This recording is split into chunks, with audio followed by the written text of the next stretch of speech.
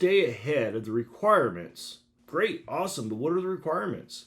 Well, there's not a whole lot of requirements that you have to really worry about to stay ahead. And I really think of these more of milestones. The first milestone that you might find as a restriction is your aviation medical.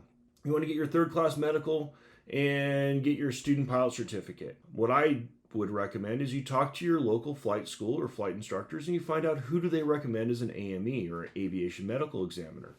From there, find out if you're really worried about your medical. If you say, hey, I take these medications, what have you, find out if that AME is willing to do a consult with you to find out whether or not you qualify before you get in and start taking all the exams. So the earlier you can do that, gives you peace of mind, and it's not going to be a restriction because you have to have that medical and you have to have that student pilot certificate in most cases to solo an airplane.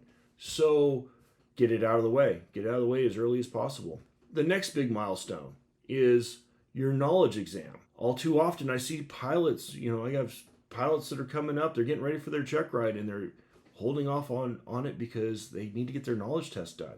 Well, they don't have enough time to study for their knowledge test and their oral exam and get ready for the practical test. So they're just, in a holding pattern. And at the same time, because you're sitting there waiting for all this stuff to get done, you still have to maintain your skill level. So you're out there burning up time and money with the flight school airplane and your flight instructor, just maintaining proficiency to take your check ride.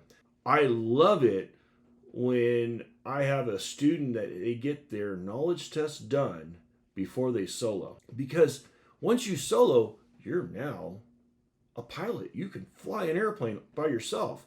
And that means that the next phases of your flight training can happen pretty quickly. And if you got that knowledge test done, there's a lot of things in that knowledge test that are going to prime you. You'll have a little bit more knowledge for the things that you're going to have to learn when it comes to navigation and night flight and all those other things that you're going to be working on in the soon future. So get that thing done as early as possible.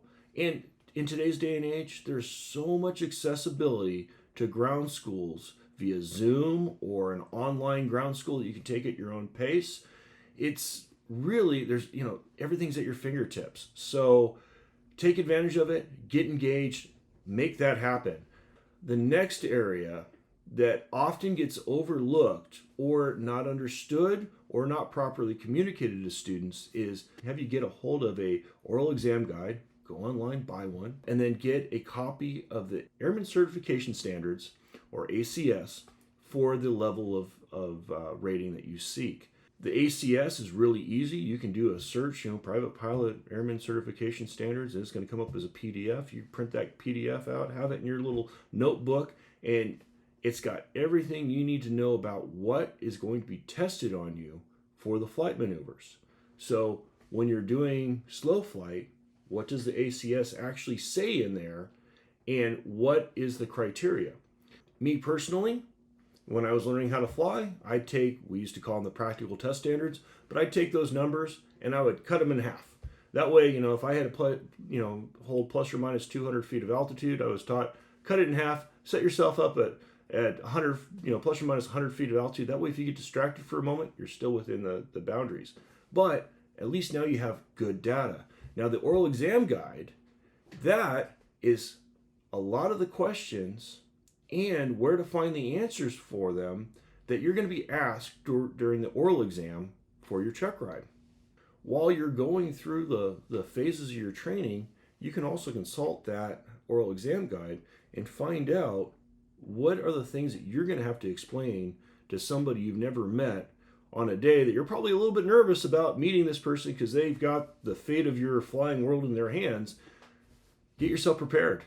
Get yourself to the point where, gosh, this is just a communicate. I'm just talking to another pilot, and I'm reassuring them that I understand the things that they need to know I understand, so I can go out there and fly safely.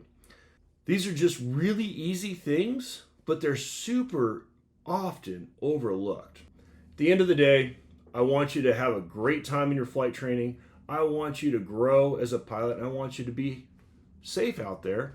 And I can't wait to the day that I see you out there at Oshkosh and you landed on that green dot and we bump into each other as we're walking to to go get a corn dog or something, and you tell me about, hey, yeah, I got to do this. If this was helpful to you, please hit a like, and also please subscribe for us. It just lets us know that you're enjoying this, lets YouTube know that you're enjoying this, and hopefully other people will get to see this. And even more importantly, if there's something that you see that we missed or we can get a little better on, please put it down in the comment section. I'd really like this to be an open discussion that helps other pilots out there grow in their skill set.